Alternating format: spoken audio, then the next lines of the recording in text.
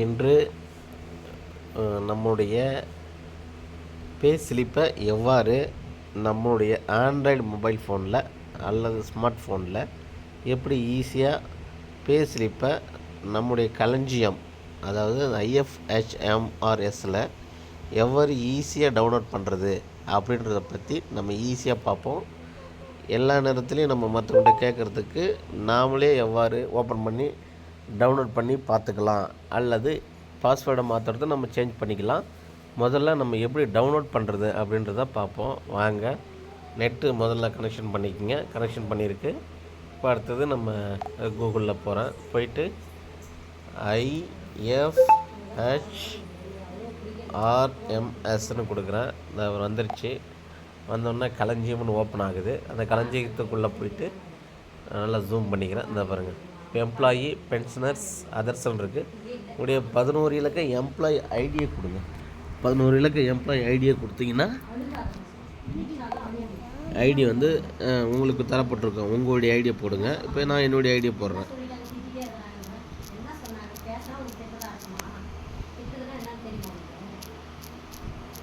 அதுபோல் உங்களுக்கு கொடுத்த பாஸ்வேர்டு, உங்களுக்குன்னு ஒரு பாஸ்வேர்டு நீங்கள் க்ரியேட் பண்ணி வச்சுருப்பீங்க.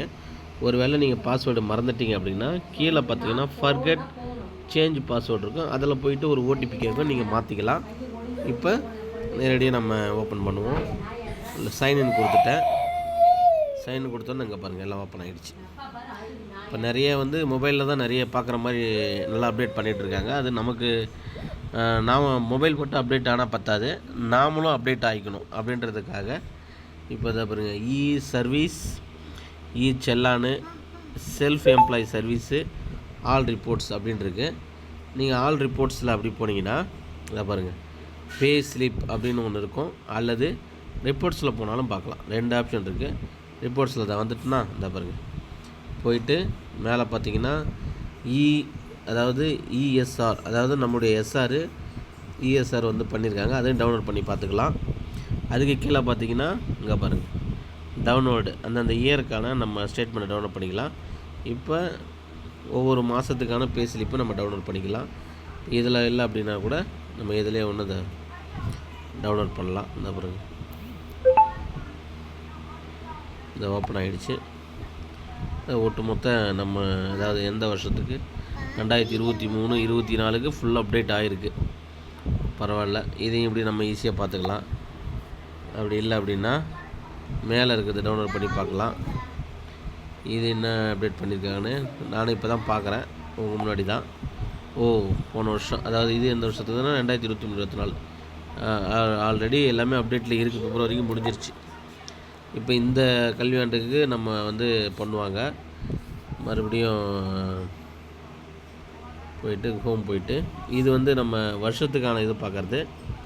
மறுபடியும் ஆல் ரிப்போர்ட்ஸில் போயிட்டு பே ஸ்லிப்பில் போனீங்கன்னா இப்போ இது மந்த்துக்கான, இப்போ 2024 இப்போ எந்த மந்த் ஓப்பன் தான், மார்ச், ஏப்ரல் விட்ருக்காங்க. ஏப்ரல் டவுன்லோட் பண்ணி இங்கே பாருங்கள், சிம்பிளாக உங்கள் மொபைல்லே நீங்களே ஓப்பன் பண்ணி இந்த பாருங்கள், இது மாதிரி வரும்.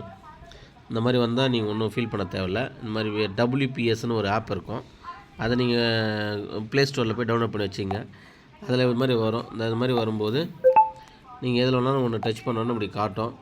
நீங்கள் எதில் வேணாலும் ஓப்பன் பண்ணலாம். நான் வந்து ஓப்பன் டாக்குமெண்ட் கொடுக்குறேன். இந்த மாதிரி வரும். இதில் வரும்போது உங்களுடைய வருஷம், உங்களுடைய பிறந்த தேதி, மாதம், வருஷம் அதை கொடுத்தீங்கன்னா ஓப்பன் ஆகிடும். அதாவது இப்போ ஜென்ரலாக பார்த்தீங்கன்னா 24/04/2024 அந்த மாதிரி கொடுத்தீங்கன்னா பே ஸ்லிப் டவுன்லோட் ஆகிடுச்சு. இப்போ என்னுடைய பே ஸ்லிப்பை வந்து நான் ஓப்பன் பண்ணி பார்த்துட்டேன். இதே மாதிரி நீங்களும் பார்க்கணுன்னு ஆசைப்பட்றேன். நன்றி, வணக்கம். அடுத்த வீடியோவில் நம்ம சந்திக்கலாம்.